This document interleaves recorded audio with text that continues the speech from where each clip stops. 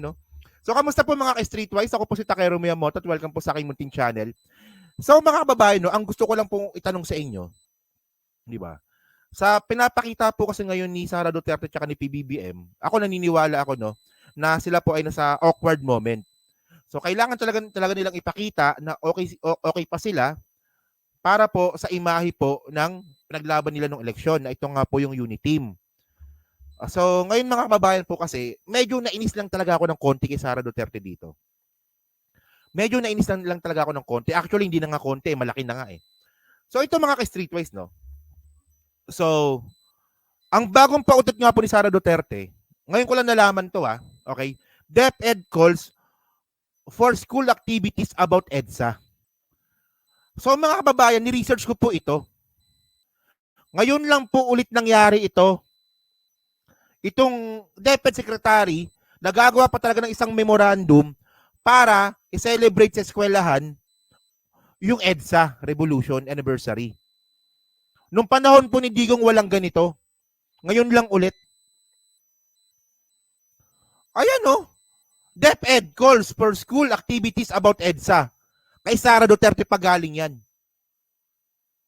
Walang problema mga kababayan, don't get me wrong Walang problema. Walang problema. Kung every year ginagawa ito, tanggapin natin yun. Every year nyo naman ginagawa yan. Sige na nga. Yun nga lang mga kababayan, nung ni-research ko to, wala pong ganito last year. Last year wala. 2022 wala. 2021 wala. Walang ganito. Ngayon lang ulit. So bakit mo ginawa na naman to Sara Duterte? Ano bang ko?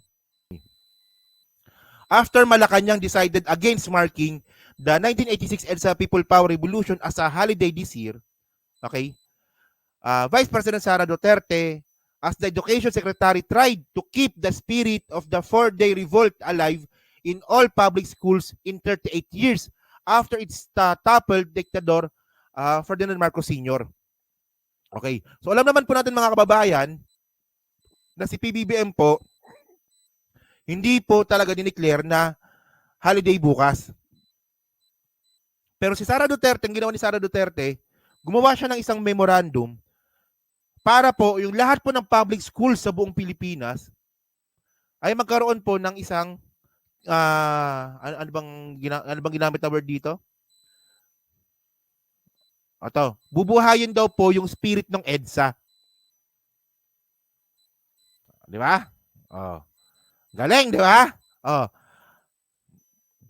Oh. In February 21, memorandum signed by Undersecretary Omar Romero by authority of the Secretary. O ayan si Romero pumirma pero merong authority ni Sara Duterte. Para hindi halata. Di ba? Ginawa mo naman tanga.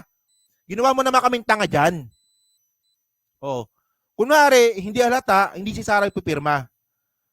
Pinapirma niya lang yung undersecretary niya. Kita mo naman kagagahan, no? Di ba?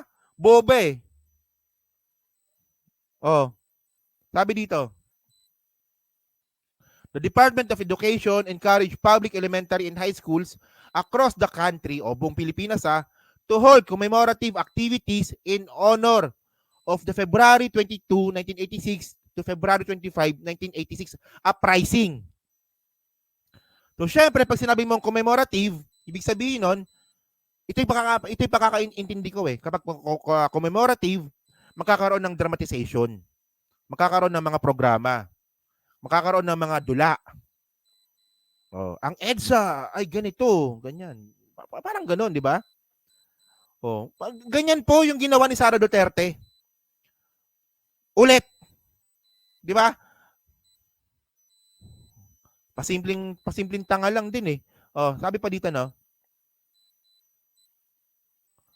the commemoration aims to highlight people's consciousness and promote greater awareness of the principles and values that the EDSA People Power Revolution stood for, the memo said. Okay, di ba? Walang yan na yan, no? Di ba? So, the commemoration aims to highlight people's consciousness and promote greater awareness of the principles and values. So, ano ba yung principles ng EDSA Revolution? Ano ba yung values ng EDSA Revolution? Di ba? Yung pinaka-prinsipyo talaga ng EDSA Revolution, tanggalin si Marcos. Kasi nga, diktador. Ayan, di ba? Ayan ang pinaka-prinsipyo ng EDSA eh. Isa po itong political eh. Isa po itong political na usapin. Oh, so ngayon ang gusto ni Sara Duterte, 'di ba? Ano? Magnilay-nilay tayong mga estudyante, ganun. para ma-refresh tayo, 'di ba? Yung pinaka prinsipyo at saka yung values ng EDSA. EDSA Revolution. Gunggong eh, no? To guide school officials and teachers in observing the event, DepEd said that this year's theme would be pagkakaisa at paninindigan laban sa mga bagong hamon ng bayan, which is translated to unity, conviction against the new challenges to nations. Kita mo, napaka-contradicting, di ba? Napaka-contradicting nito eh. So, ang prinsipyo kasi talaga ng EDSA is prinsipyong political yan. Naniniwala akong prinsipyong political yan. Kasi kung ayoko na kasi pag-usapan yung EDSA na yan kasi napag-usapan na natin yan eh. Pero mga kababayan, napaka-contradicting nito.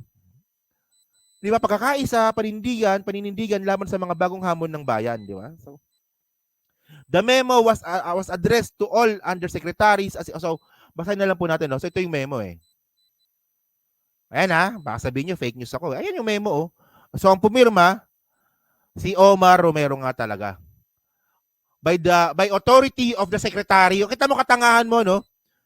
Oh, by authority of the secretary. So, ikaw rin pumirma niyan. DepEd Memorandum number 101, 2024. February 21 pa pala lumabas to, no? Commemoration of the 38th People Power Revolution Anniversary. So, nakalagay talaga ito sa undersecretaries, assistant secretaries, bureau and service directors, minister, basic higher technical education. So lahat talaga sila, no? Regional directors, school division superintendents, public elementary and secondary school heads, all other concerned. So kasama principal, no? So na, okay na yan, di ba? Okay. Sara! So ang tanong ngayon dito mga kababayan, ito. Naalala nyo last year, nung nagbanggit si PBBM, ito yung statement ni PBBM last year eh. Okay? As we look back to that time, ito last year to ha, nung EDSA Revolution last year. Sabi ni PBBM last year, as we look back to a time in our history that divided the Filipino people, I am one with the nation in remembering those times of tribulation and how we came out of them united and stronger as a nation. Once again, offer my hand of reconciliation to those with different political persuasions to come together as one in forging a better society. On that will pursue progress and peace and a better life for all Filipinos. So kung si PBBM mga kababayan, gusto na po ng reconciliation. 'Di ba? Si PBBM gusto na ng ano eh, na sige na ayusin na natin 'to. Kayo mga dilawan kayo, okay na yan. Sige, maniwala kayo sa EDSA, pero pag-usapan na lang natin yung future. Ayan eh. Si PBBM nga gusto nga ng reconciliation sa mga dilawan, na which is sa paningin ko, okay lang. Okay lang. Depende sa dilawang kausap natin ha, pero hindi lahat, no? Kasi may mga toxic na dilawan din eh. Pero si PBBM gusto na nga po makipag-reconcile. Si Sara naman, hindi. Balikan natin yung EDSA kasi doon yung may gulo. Gaga, di ba? Ganun yung pinapalabas si Sara Duterte ngayon eh. Hindi. Walang reconcile. Ibalik natin ang EDSA kasi may gulo doon. Kalaban ng mga Marcos doon. At ang nakakatawa dito mga kababayan, kung sa mga dilawan may mga taong hindi maka-move on, sa kampo rin po ng mga Marcos, meron din pong hindi maka-move on. Isa po dito si Amy Marcos. 'Di ba? Kung si Amy Marcos nga rin po hindi rin po maka-move on sa EDSA na 'yan, tapos nga naman itong si Sara Duterte naman, binabalikan yung EDSA, conflict kayong dalawa. O ito, may ebidensya tayo dito ha. Siyempre, pag nagsalita ako, may ebidensya yan. So mga kababayan, Ito yung video po ni Amy Marcos last year, 2023. Kasi nga po yung Tanok Festival, sumakto po sa February 25. So hindi po umattend si Amy Marcos. Kasi nga, hindi siya makamove on sa EDSA Revolution. Papanoorin natin to ha. Inipot ni Senator Amy Marcos ang Tanok Festival ng Ilocos na siya pa naman ang naglunsad doon. Hindi raw kasi nagustuhan ng senadora ang timing ng selebrasyon na natapat sa anibersaryo ng People Power Revolution. Nasa frontline ng balitang niya, si Elaine Fulgencio. Buhay na buhay ang gabi sa Lawag City sa Ilocos Norte nitong Biyernes. Matapos kasi ang 3 taon, nagbabalik ang makulay at masayang Tanok ni Ilocano Festival of Festivals. Ginanap yan sa bagong renovate na Marcos Stadium. At ang kanilang panauhing pandangal, walang iba kundi si Pangulong Bongbong Marcos. The stadium speaks well of the strength, the brilliance, the resilience of every Ilocano. I am certain that my father is now watching us proudly and to see how far we have fared as a people. Indeed, this facility will become an iconic landmark. Tampok din sa selebrasyon ang mga produkto, kultura at paraan ng pamumuhay ng mga Ilocano. Kumpleto na sana ang okasyon pero may mga nakapansing absent ang dating gobernador ng Ilocos Norte na siya ring naglunsad ng Tanok ni Ilocano Festival na si Senator Amy Marcos. Sa besperas ng selebrasyon, sinabi sa Facebook ng senadora na hindi siya dadalo. Tiempo raw kasi ang petsa nito ngayong taon sa petsang hindi niya magawang magdiwang. Nataon kasi ang Tanok ni Ilocano ngayong taon sa besperas ng 37th EDSA People Power Revolution Anniversary. At sa panahong ito, nakagawian na raw ni Senator Amy na bisitahin ng puntod ng kanyang ama para mag-reflect o magnilay-nilay sa pinagdaanan ng kanilang pamilya at ng bansa. Kanina, ikinento ni Senator Amy na napagsabihan pa raw niya ang anak niyang sa Ilocos Norte Governor Matthew Manotoc tungkol sa event. Sinabon ko ng bonggang-bongga ang aking anak, si Gov, Matt, yung aking bunso na naging governor. Hindi nag-iisip kasi bagets pa, katulad nyo, ayan naman, ang mga millennial, wala nang pake sa EDSA. Sabi niya, what's the fuss, ma'am? Eh sabi ko, naku anak, hindi ako nagse-celebrate, bahala ka sa buhay mo, hindi ko kaya. Tapos sabi niya, ba't ganyan? Sinabi ko, basta, hindi muna ako pupunta, hayaan na ninyo ako. Kaya bago pa man ang okasyon, nagsabi na raw si Senator Amy na di dadalo sa pagbabalik ng festival ngayong taon. Sabi kasi niya, ma'am, no one remembers that na. Tapos na yan, that's over for my generation. Sabi ko, but for me, it's still a day of reflection. So, hayaan mo na muna ako. Hindi ko kaya that day to be dancing and singing. Para kay Amy Marcos, yung EDSA Revolution Anniversary, para sa kanya, it's a day of reflection. Binabalik-balikan niya yung nangyari nung EDSA. So, syempre, alam naman po natin yung EDSA, meron dalawang istorya yan. Istorya ng Dilawan, istorya po ng mga pro-Marcos. Ako, nasa gitna lang naman ako niyan Pero, syempre, ayoko na pag-usapan. So, ang punto nga dito mga kababayan, kung si Amy Marcos, hindi makamove on sa EDSA Revolution, tapos si Sara Duterte naman, binabalikan yung EDSA Revolution, so conflict kayong dalawa. Magsabunutan kayong dalawa, mga buwakan ng ina ninyo. O yan, di ba? O dito. O bakit dito? Tahimik si Amy Marcos. 'Di ba ito yung araw ng reflection ni Amy Marcos kung paano sila ginawa ng paraan para mapaalis sa Malacanang nung 1986. Reflection para sa kanya yung araw na 'yan. Pero ginawa naman ni Sara Duterte, binalikan. Gamit pa yung mga estudyante. Gamit pa yung kapangyarihan ng DepEd Secretary na bigay sa kanya mismo ni PBBM. So conflict kayong dalawa. So bakit dito tahimik ka? Nung ano pa pala to, itong memo na to, nung February 21 pa pala to. Yan ang sinasabi ko sa inyo. Nagiging double standard dito si Amy Marcos. Pero mga babayan, ang isa rin po sa punto ang isa rin po sa punto natin dito, bakit ginawa ni Bakit ginawa ito ni Sara Duterte? Okay na yan Walang problema kung every year ginagawa yan. Maintindihan na natin 'yun. Kasi naging nakasanayan na yan Yun nga lang, tulad nga po na sinabi ko po kanina, nag-research po ako, wala pong ganyan. Sa loob po ng ilang taon. Wala. Nung naging presidente nga po si Digong, wala rin pong ganyan. Bakit ngayon, meron? Mag-resign ka na lang kaya? Hindi nga, seryoso.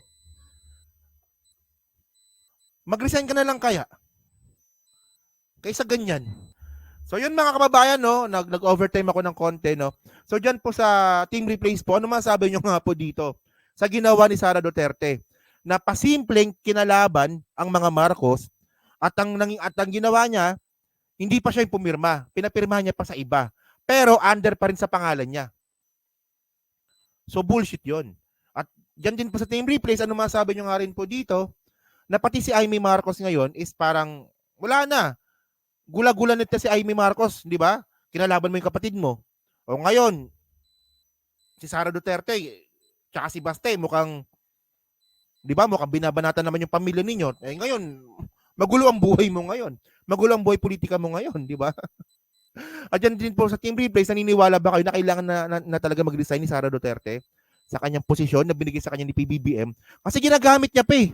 Ginagamit niya yung posisyon na binigay sa kanya ni PBBM para pasimpleng siraan yung presidente. Di ba? Ahas nga, no? Yun. So yan, no? So pa-comment lang po sa baba. No? So dyan po sa 1,100 po na nanonood, palike na lang din po sa hindi pa po nagla-like. At syempre mga kababayan, maraming salamat po sa inyo lahat. Kita na lang ulit tayo sa susunod po na video. Thank you po, no?